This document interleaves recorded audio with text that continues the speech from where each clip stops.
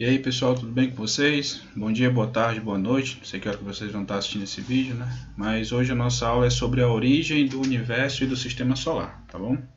Desde a antiguidade, o homem ele tem buscado por teorias e evidências para explicar a origem do universo, tá? Então fizeram-se várias perguntas, como por exemplo, como se formaram os elementos constituintes de todos os materiais que existem, como se formaram as estrelas do sistema solar e do universo, na verdade, como se formaram os planetas do sistema solar, como se formou o universo, tá? Qual a idade do universo e da Terra e do sistema solar, o que ocorrerá com o universo e com o sistema solar no futuro, tá bom? Então, atrás dessas questões, vários campos da ciência se uniram, como física, astrofísica, astronomia, química, geoquímica, geociências, ciências da computação, matemáticas e vários outros para tentar buscar as respostas para esses questionamentos, tá bom?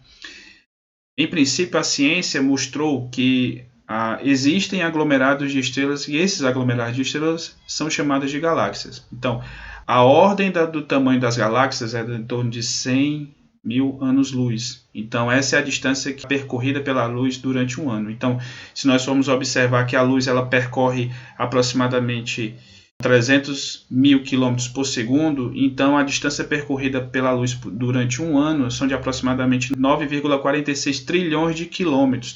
Algumas galáxias elas podem se unir em bilhões de estrelas e em torno dessas estrelas podem existir sistemas planetários semelhantes ao Sol, com planetas, cinturões de asteroides, satélites naturais, etc.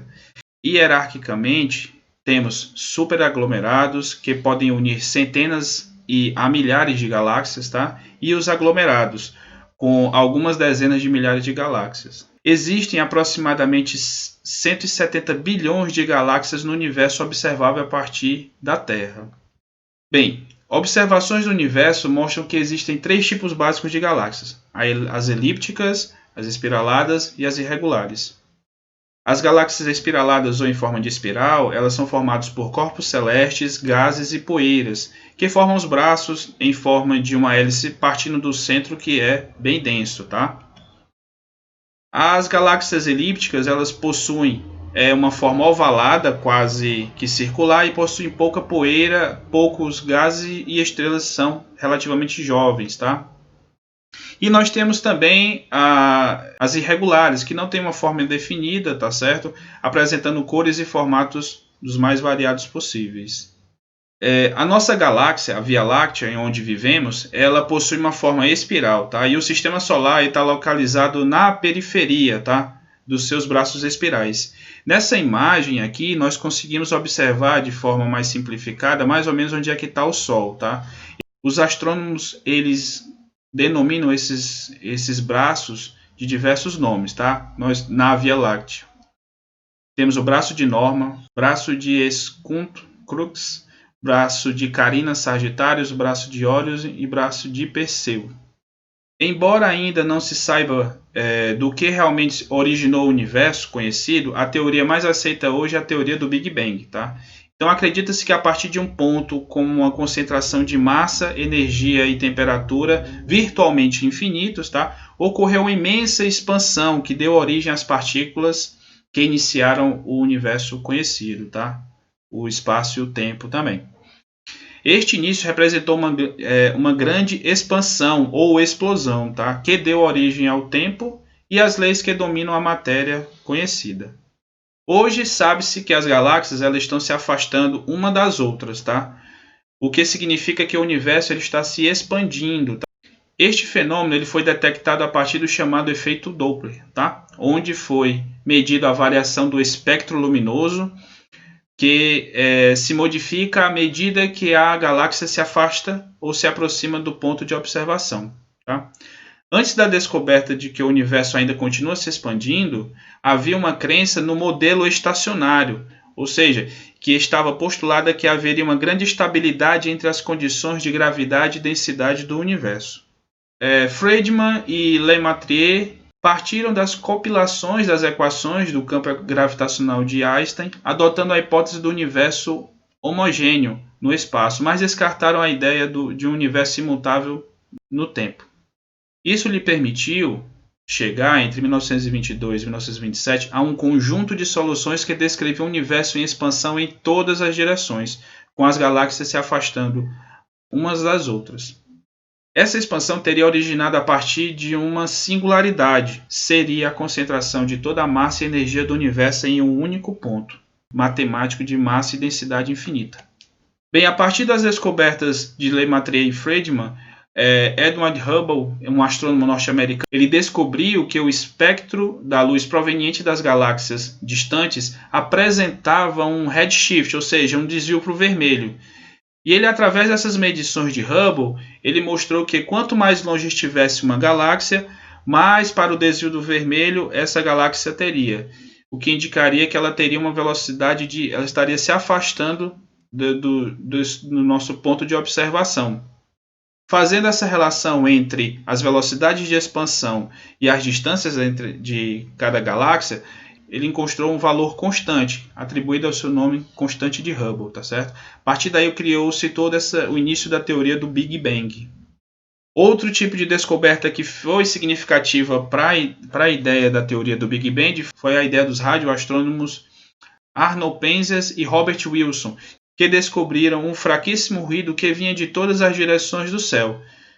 Na mesma época, em Princeton, um grupo de físicos liderados por Robert Dicke havia deduzido teoricamente a existência de uma fraquíssima radiação de fundo que deveria preencher uniformemente o espaço. Seria uma espécie de energia térmica remanescente ou residual, na verdade, do Big Bang. A partir daí eles receberam o Prêmio Nobel de Física em 78. A partir da ideia do Big Bang ter sido bem aceita na comunidade científica, veio-se a questão: o universo está em expansão contínua ou ele é um processo cíclico, tá? A partir daí vieram duas teorias: a teoria de que o universo estaria sempre em expansão e a teoria de que seria o Big Bang. E também nós teríamos a ideia de que o universo ele era cíclico, ou seja, o universo ele iria ter ele estaria no seu momento de expansão até chegar a um ponto em que ocorreria a redução de energia, haveria uma retração de toda a massa para o novo ponto de singularidade, tá certo? Essa teoria é chamada hoje de Big Crunch. Bem, a teoria do Big Bang, ela acredita-se que a partir de um ponto zero houve uma dispersão fantástica de radiação e depois desse evento as leis da física que conhecemos elas foram estabelecidas, tá certo?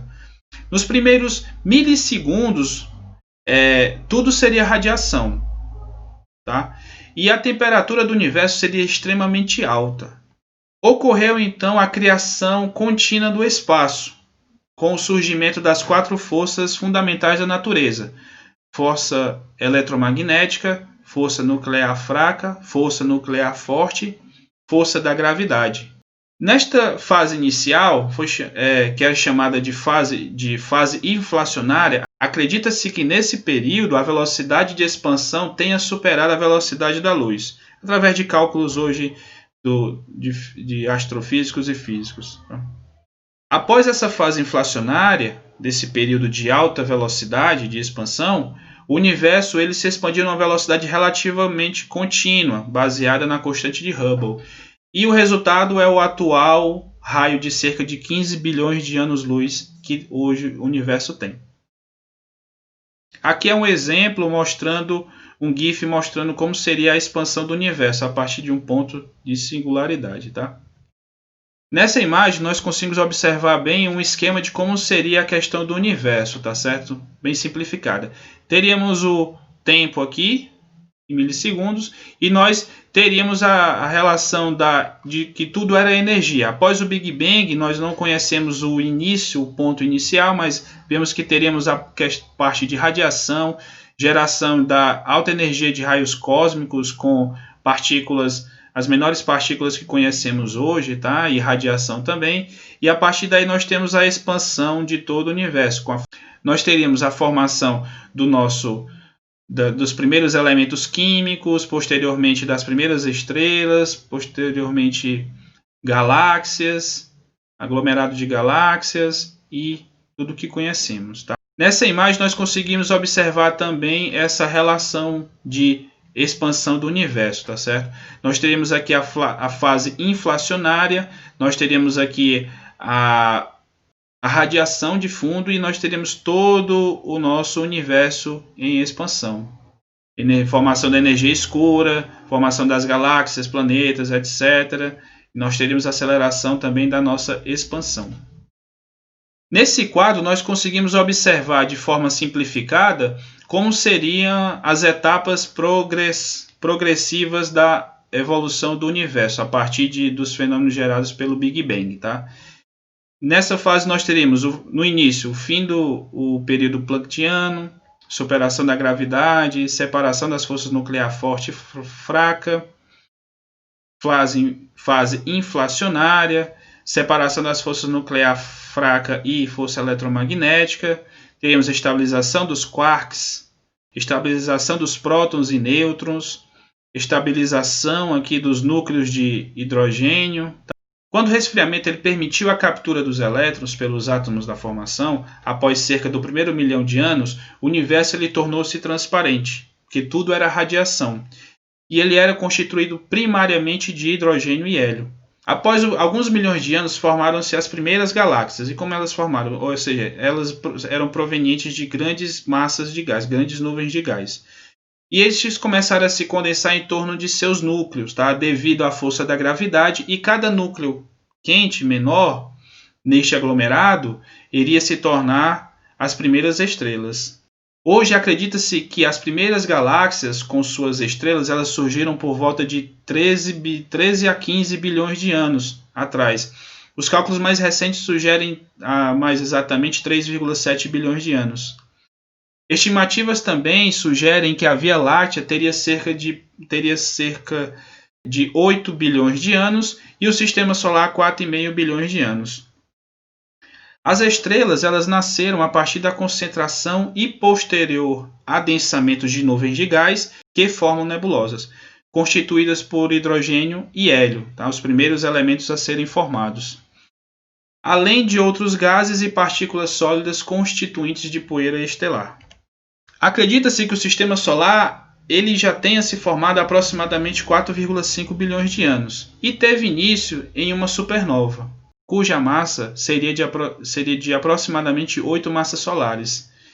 Desta massa, originaram-se o material que constitui o Sol e seus planetas, tá bom? Para a gente ter uma ideia, a massa solar ela vale 333 mil vezes a massa da Terra. Os elementos constituintes do universo eles foram criados durante o período que se sucedeu ao Big Bang, que seria a nucleogênese, que são basicamente o hidrogênio e o hélio, tá? E posteriormente foram sintetizados dentro das próprias estrelas, através da nucleossíntese, os outros elementos químicos que conhecemos, através das explosões das supernovas, tá? Então foram formados carbono, ferro, silício, oxigênio, dentre os outros elementos químicos que conhecemos, tá? Nós observamos aqui o poder de uma supernova. Essa daqui foi uma imagem tirada em 1987 na nuvem de Magalhães, em que é observada uma supernova. Conseguimos observar a grande liberação de energia aqui e posteriormente formação de uma pequena estrela lá. Tá? Com essa interação de formação de elementos químicos, hoje nós conseguimos observar através dessa tabela aqui, observamos todos os elementos químicos que são formados naturalmente. Todos esses elementos eles foram formados dentro das estrelas, tá? Vamos nos atentar aqui aos elementos mais abundantes, como por exemplo, carbono, nitrogênio, oxigênio, alumínio, silício, fósforo, cálcio, ferro, níquel, por exemplo, além dos principais elementos constituintes como hidrogênio e hélio, tá? Esse quadro ele mostra a abundância desses elementos químicos no sistema solar. Bem, vamos falar um pouquinho sobre o nosso Sol. Ele tem aproximadamente 4,5 bilhões de anos. Então, acredita-se hoje que o Sol ele ainda está no seu período de meia-vida. Então, acredita-se que ele tenha pelo menos mais à frente 4,5 bilhões de anos. Então, o que é que vai acontecer com o nosso Sol? Daqui a aproximadamente 4,5, 5 bilhões de anos, o hidrogênio que está contido dentro do Sol, ele vai se exaurir e ele vai começar a consumir o hélio, que é produzido através da fusão nuclear. E o hélio, a estrela vai começar a se expandir. Essa expansão, acredita-se que ela vai expandir até a órbita da Terra, tá? E posteriormente o Sol vai consumir todo o seu hélio e vai produzir outros elementos químicos.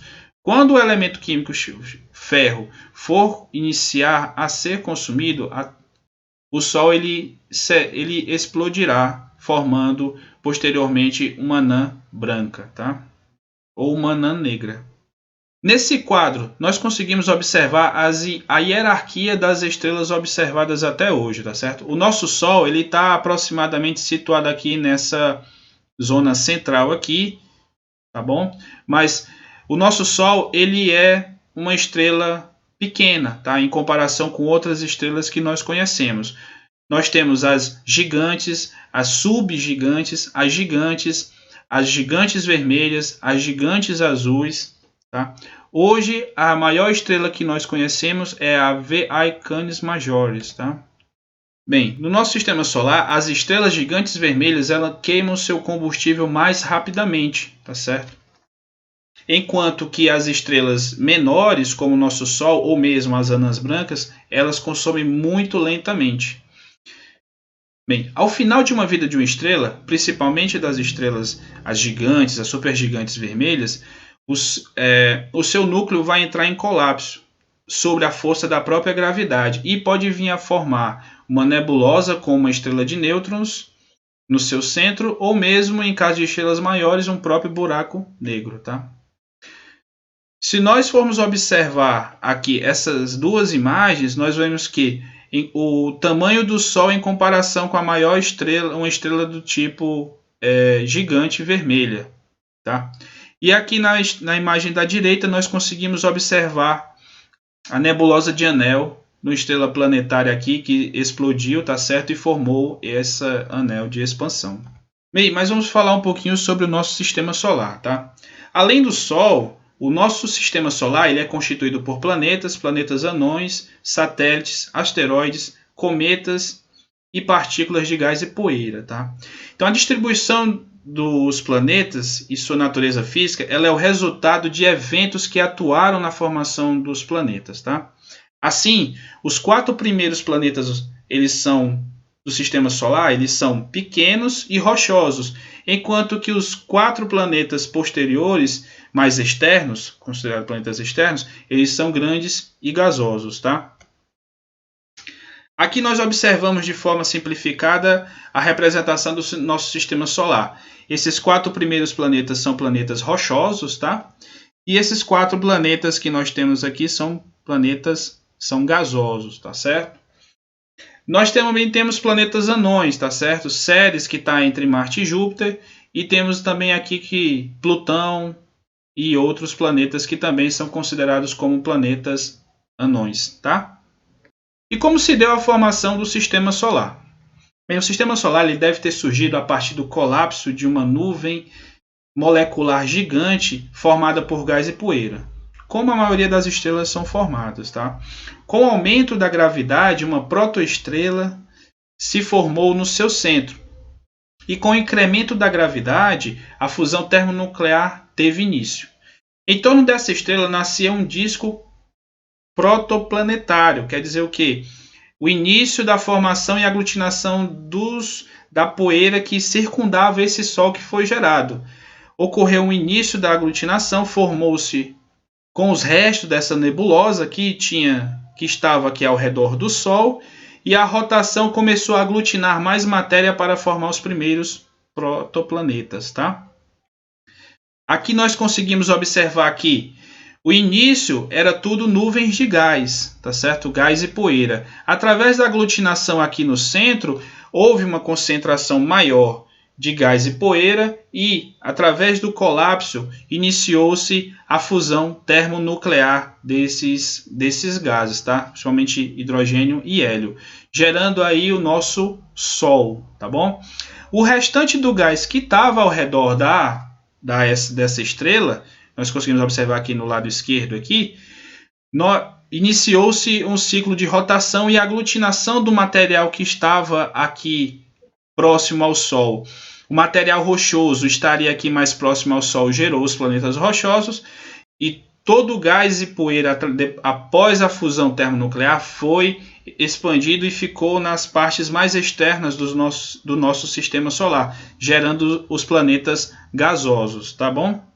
Nessa outra imagem, nós conseguimos observar também, de uma forma esquemática, como ocorreu a formação do sistema solar, tá bom? Os gases e poeira entraram em colapso, ocorreu a fusão termonuclear, a partir daí o Sol acendeu, digamos assim, ligou.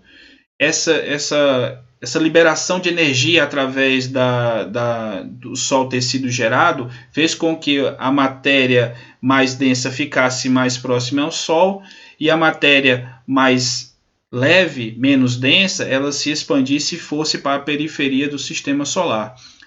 E essa ignição do Sol, ou seja, o início que o Sol começou a queimar o seu hidrogênio, foram a partir, e os primeiros planetas também começaram a ser gerados, foram nos primeiros 200 a 300 milhões de anos após a sua ignição, tá?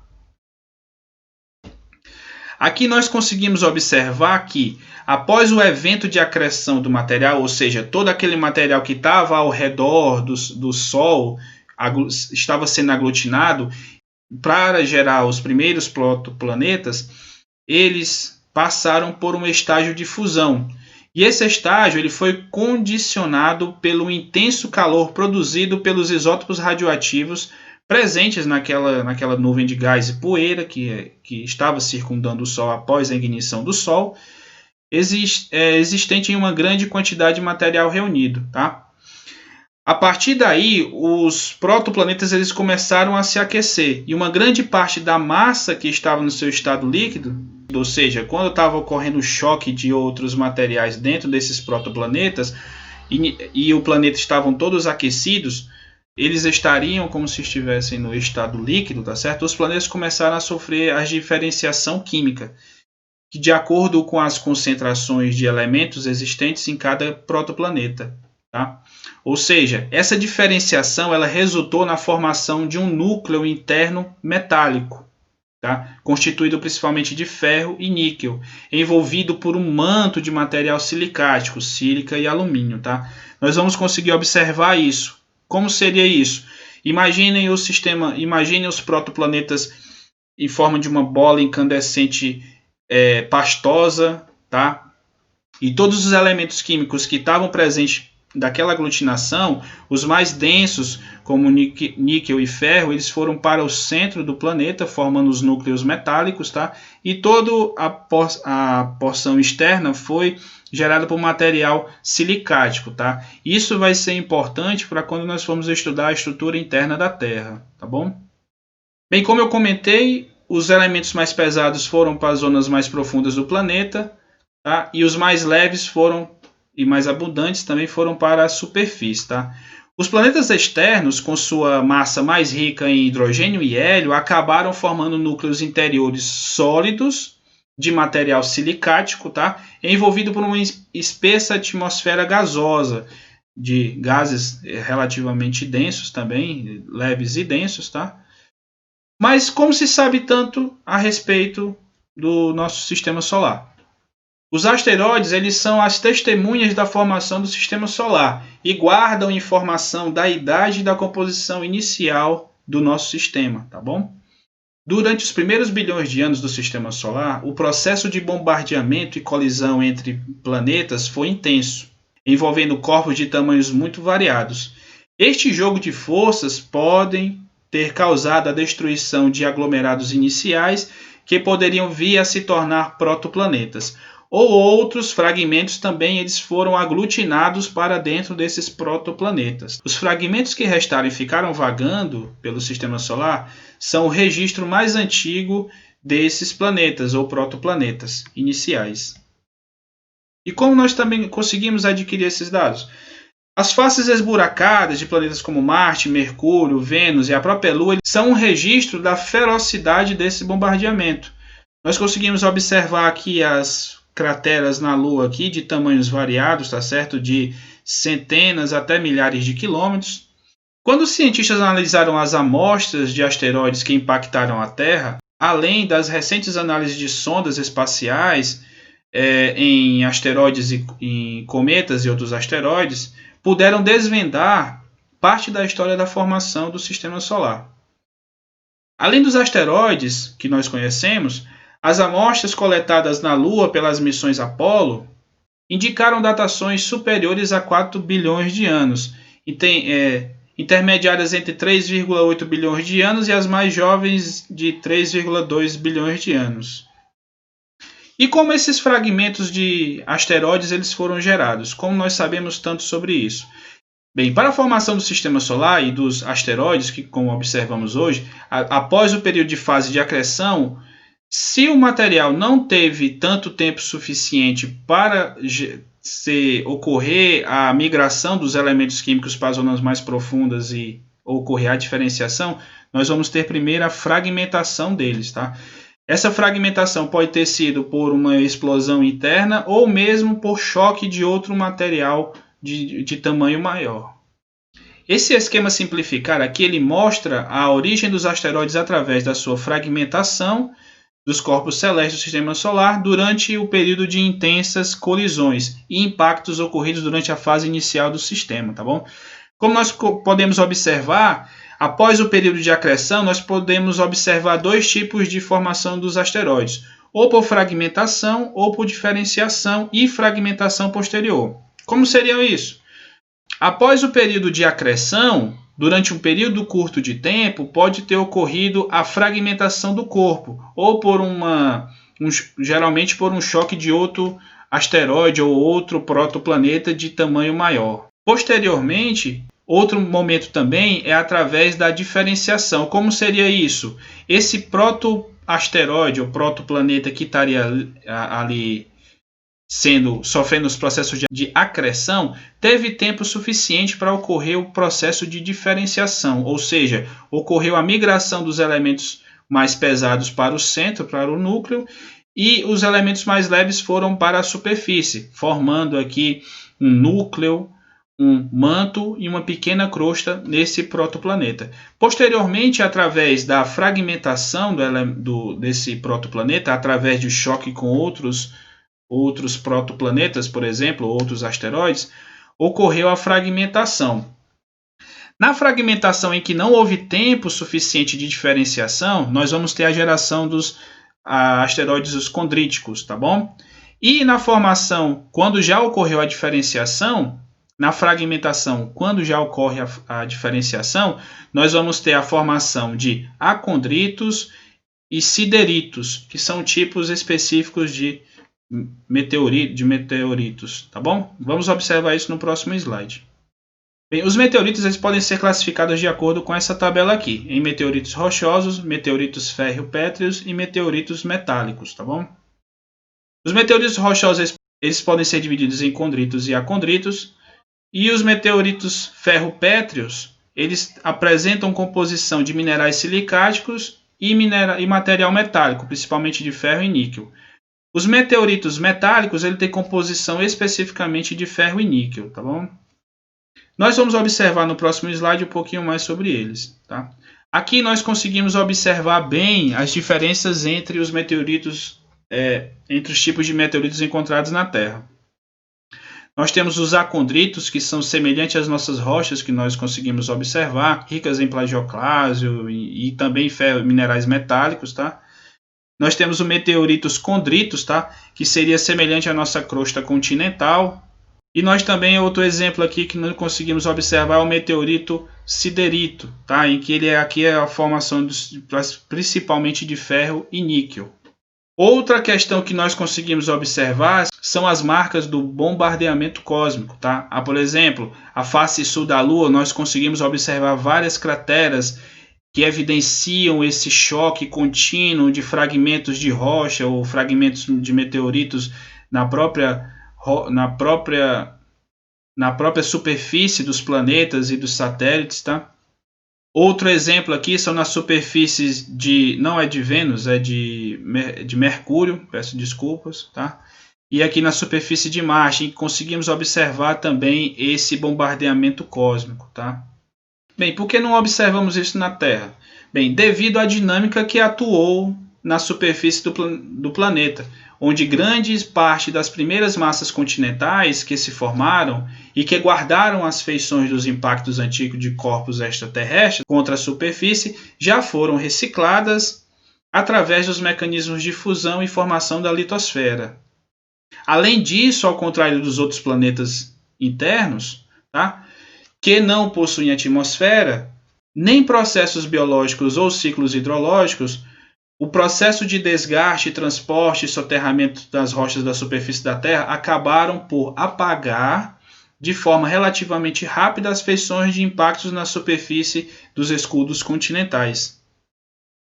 Assim, aquelas cicatrizes de bombardeamento, como observamos no slide anterior, em outros planetas, eles foram relativamente apagadas aqui da nossa superfície, através dos processos geológicos contínuos atuantes durante o período de vida da Terra.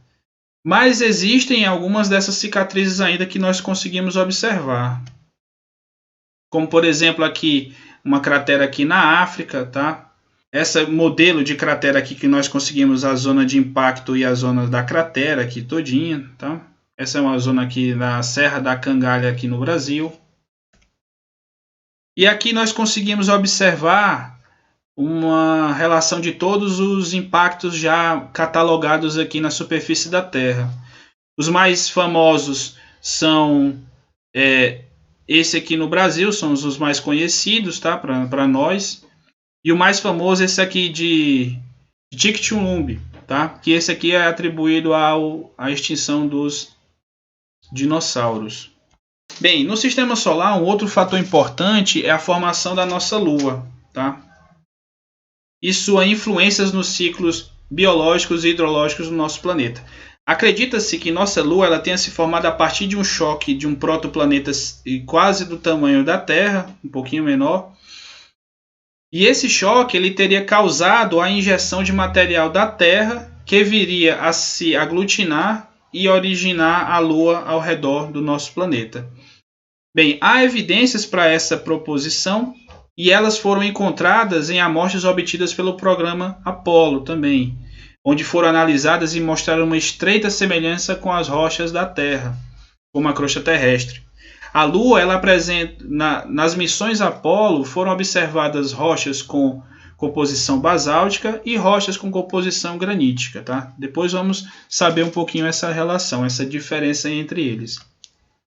Nesse quadro, nós conseguimos observar a formação da Lua, tá? Através dos seus momentos. Ocorreu um choque com um corpo, um protoplaneta com um tamanho semelhante ao da Terra, em que após o contato ocorreu a liberação de uma grande massa de material com um núcleo e um manto impactante. E a posterior disso, esse material que foi ejetado da Terra através do choque ficou circundando a nossa Terra, formando a Lua. Bem, nossa aula hoje da revisão da primeira parte do conteúdo, ela se encerra aqui. Nos vemos na próxima aula.